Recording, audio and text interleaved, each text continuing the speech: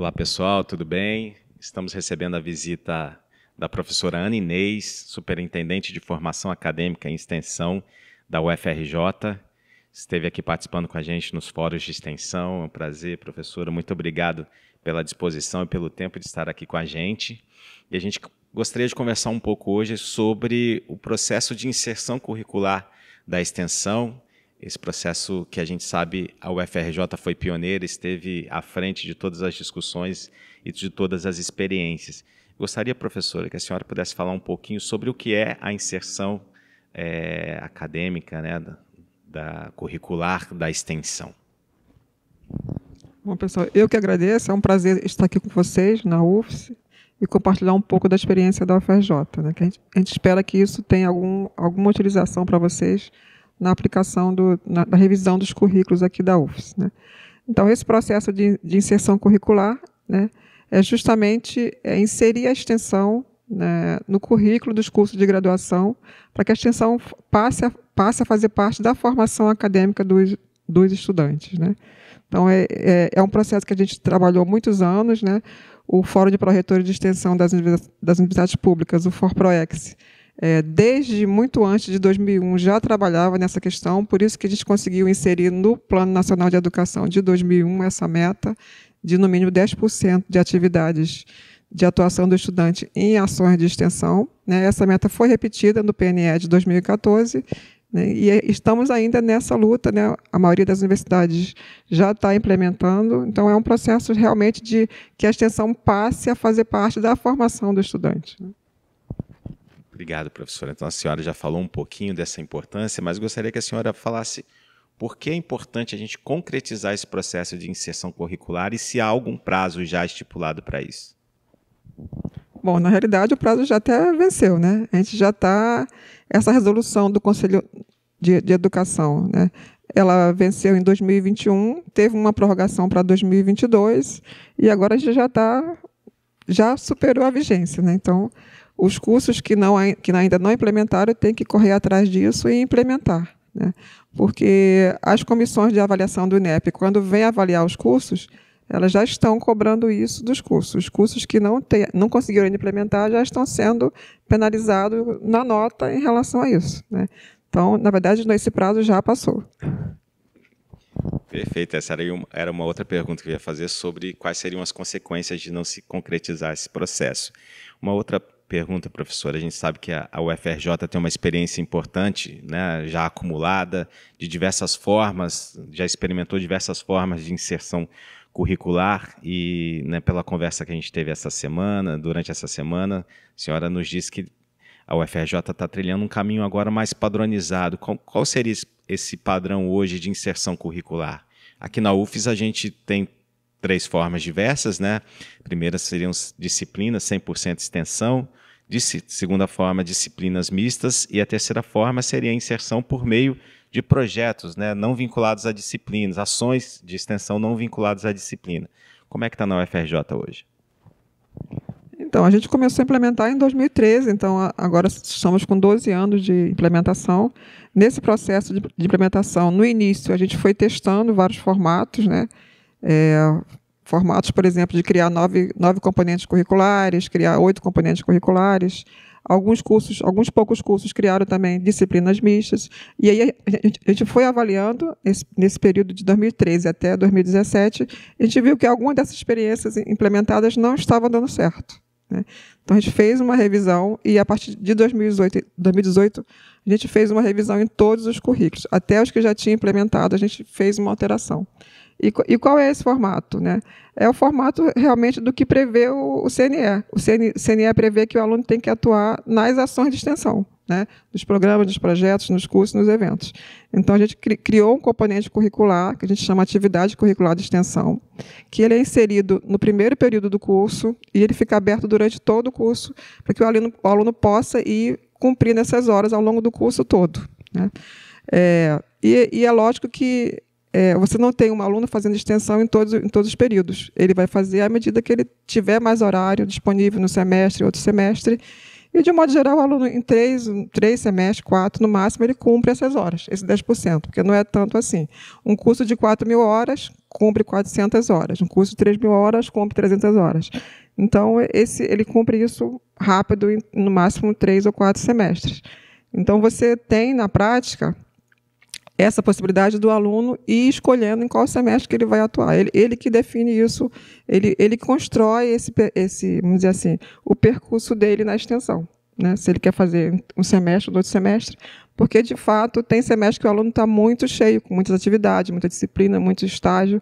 Então, aquele semestre ele pode optar de não fazer, aí ele não faz. Né? Isso é possível porque ele não precisa de muito tempo para fazer a extensão, para cumprir a extensão. Né?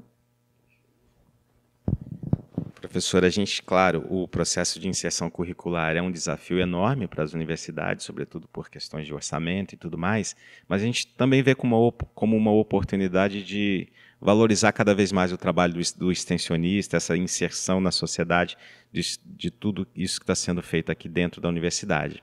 Nós soubemos que na UFRJ a extensão faz parte de um critério de progressão. Fala um pouquinho mais para a gente sobre isso. Coincidentemente, nós aprovamos a resolução, né, da extensão em 2013. E em 2014, o nosso Conselho Universitário aprovou uma resolução da carreira docente que ela previa que o docente não poderia zerar em nenhum grupo da atividade acadêmica. Então, ele não poderia zerar nem ensino, nem pesquisa, nem extensão. Isso foi bastante importante para a gente na ocasião, porque estimulou. Porque, na verdade, não é só o aluno que tem que fazer extensão, o docente também tem que fazer extensão. E ele agora, com essa resolução de 2014, né, já estão mais de 10 anos de resolução, ele também não pode não deixar de fazer. Né? E a gente viu, na ocasião, que muitos docentes tinham uma concepção, que a gente considera equivocada, né, que ele não tinha que fazer, ele não era obrigado a fazer extensão, não era obrigado a fazer pesquisa. Né? E, na verdade, não é isso. Né? A universidade ela tem como missão, como princípio, fazer ensino, pesquisa e extensão. Isso está na nossa Constituição, inclusive, né? De trabalhar essas três dimensões de forma indissociável.